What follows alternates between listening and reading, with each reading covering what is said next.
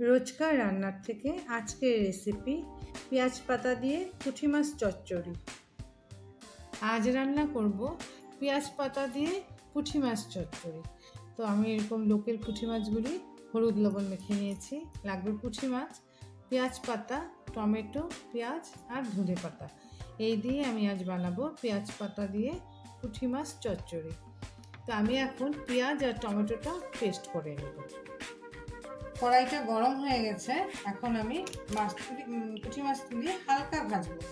তার জন্য কড়াইতে একটু তেল দিয়ে দিলাম, ধরো 2-2.5 চামচের মতন তেল দিয়ে দিলাম।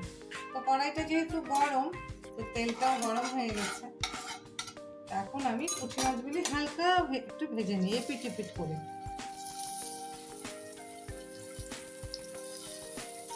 তো মাছগুলি আমি হালকা ভেজে নেই। মাছগুলি ভাজা করে উঠিয়ে নিলাম। এখন আমি রান্নার জন্য তেল দিয়ে দিই, ধরো 2-2.5 চামচের মতন তেল দিয়ে দিলাম। তেল দিয়ে তাতে আমি দিয়ে দিব অল্প, বেশি না, আধা চামচেরও কম কালো জিরা।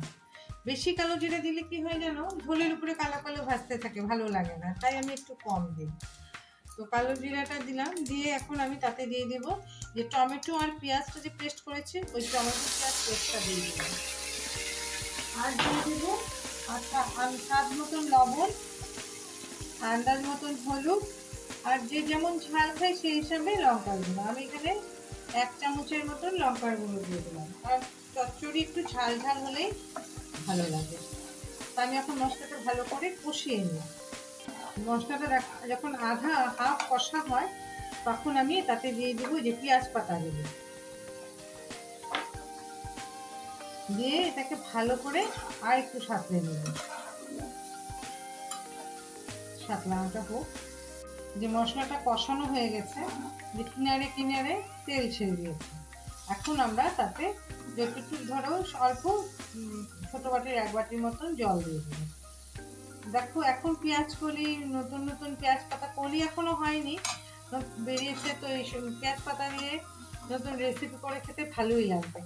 আজকাল সবকিছু সবসময় পাওয়া যায়, কিন্তু সিজনের যেটা তখন এটা তখন করলে বেশি ভালো লাগে। তো এখন আমি তাতে দিয়ে দিলাম এরকম ছোট বাটির 1 বাটি জল।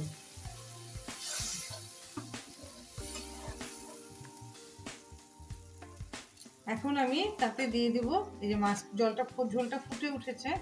এখন আমি তাতে মাছগুলি দিয়ে দিই। মাছগুলি দিয়ে হাই ফ্লেমেই থাকবে, হাই ফ্লেমে 3-4 মিনিট, 2-3 মিনিট একটু ফুটিয়ে নিব। তবেই আমাদের হয়ে যাবে পুঁটি মাছের মিশে দিয়ে পেঁয়াজ পাতা দিয়ে পুঁটি মাছ চচ্চড়ি। তো এটা হাই ফ্লেমে 2-2.5 মিনিট থাক। এই যে আমাদের ঝোল চচ্চড়িটা মোটামুটি হয়ে গেছে। একটু গামাখা এরকম গ্রেভিটা থাক, কারণ ঠান্ডা হলে আর একটু টেনে যাবে। তো এখন আমি নামানোর আগে 2টা কাঁচা লঙ্কা এভাবে 2 ভাগ করে চিড়ে দিয়ে দিলাম, আর একটু ধনেপাতা দিয়ে দিলাম। যা ভালো লাগবে না খেতে, কেন কি টমেটোটা আমি পেস্ট করে দিয়েছি, টক টক ঝাল ঝাল পেঁয়াজ পাতা দিয়ে পুঁটি মাছ চচ্চড়ি দারুণ লাগবে খেতে। তো এখন আমি এটা নামিয়ে নিই। আমাদের কমপ্লিট হয়ে গেল পেঁয়াজ পাতা দিয়ে পুঁটি মাছ চচ্চড়ি।